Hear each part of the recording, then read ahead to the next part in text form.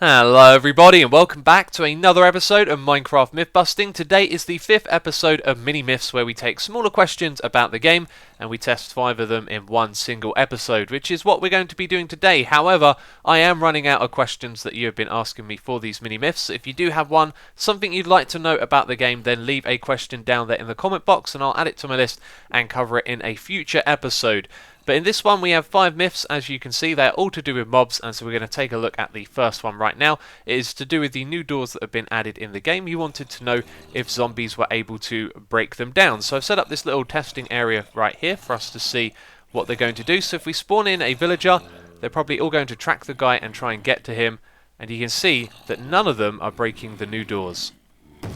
And that is not the conclusion we should have come to. When we run the test again, you can see that this guy here in the middle is able to break down the door, but his friends aren't. And this led me to investigate and do some research, and I found out that actually the zombies have a tag. They have a chance to spawn with it that allows them to break down the doors.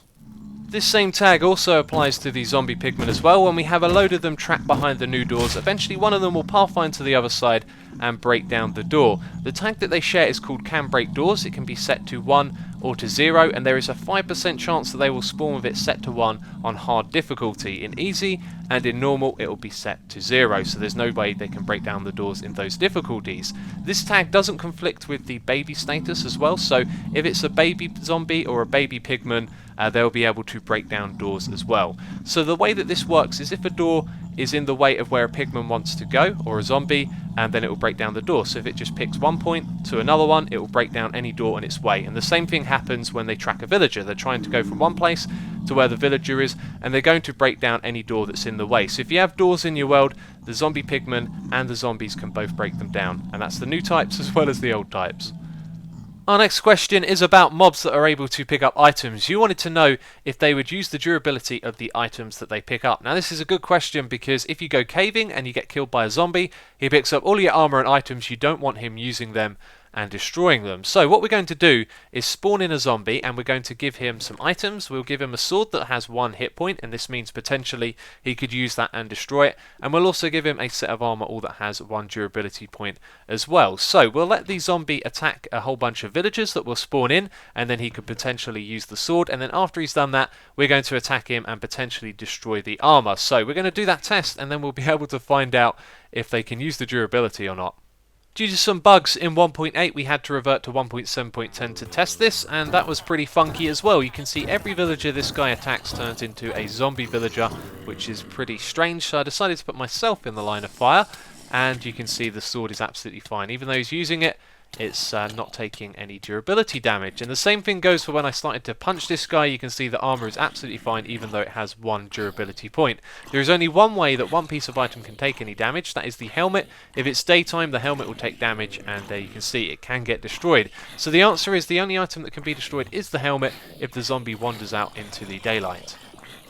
The next myth is to do with looting in 1.8. Apparently it has been given a buff, and now the looting free effect will give you more drops than it did do in 1.7.10. So what we're going to do is spawn in a whole bunch of 1-hit wither skeletons like this, and we're going to do the old trick where we kill them with a splash potion and then we use the sword to get the looting free effect. So I'm going to spawn in 1,000 of these guys. We're going to kill them all, count the amount of rare drops that we get, and then we're going to revert back to 1.7.10, repeat the same test, and then we'll be able to compare the results and see if the looting effect has been buffed. If you've ever had 1,000 entities in a world, you will know it caused a lot of lag. So I've sped this footage up so you can see what happened. This of course took a lot longer, but there you go, we killed all of the wither skeletons and we got a lot of skulls from this. When I opened up the world in 1.7, yes, this happened right here. Of course all of the 1.8 blocks disappeared, which means I had to patch things up, and this is me doing the test in 1.7 after making those repairs. So it did make a difference. If we have a look in the chest here, you can see in 1.8 we got 56 wither skeleton skulls. In 1.7 we got 41. That's around an increase of 1.5%. I don't know if that's the exact number, but it definitely has been increased, so that's good to know. Our next myth today is one we actually covered recently in an episode of Hermitcraft. You wanted to know if zombie pigmen can be killed without being made aggressive. The answer is yes, and I kind of touched on that in the episode. In this one we are going to go into more detail. So you can kill the zombie pigmen without making them aggressive, but you have to one-hit kill them. So if they instantly die, they'll be dead before they run their code for making the pigment around them aggressive. So I can demonstrate this. I'm going to pop into game mode 0. And if you take a look here, we have strength. So if we use a sharpness 5, 4 or 3 sword, we're able to kill them without making them aggressive. There you go. They are not being made aggressive. And we can do the same thing with sharpness 2, sharpness 1 and a normal diamond sword, but we have to jump as well. So as we fall down, we can hit them with each of these and they won't make their friends aggressive. Now I'm going to demonstrate to you that if you don't jump, then it's going to make them aggressive. So clearly I know what I'm talking about. That's because I've done a whole bunch of testing, and I wanted to show you that you can kill these guys one hit with the iron sword and the stone sword as well. So at the moment we have strength. If we use the iron sword, we must jump and get that critical hit. And there you go, they are not made aggressive. And we can do the same thing with the stone sword. However, you will need a critical hit and strength too. So if we go here and turn up the strength, you can see we now have strength 2, so we can one-hit them like this with a stone sword. However, without that critical hit and strength 2, you're going to make them aggressive. And in case you were wondering, sharpness 5, no strength and a critical hit is not enough.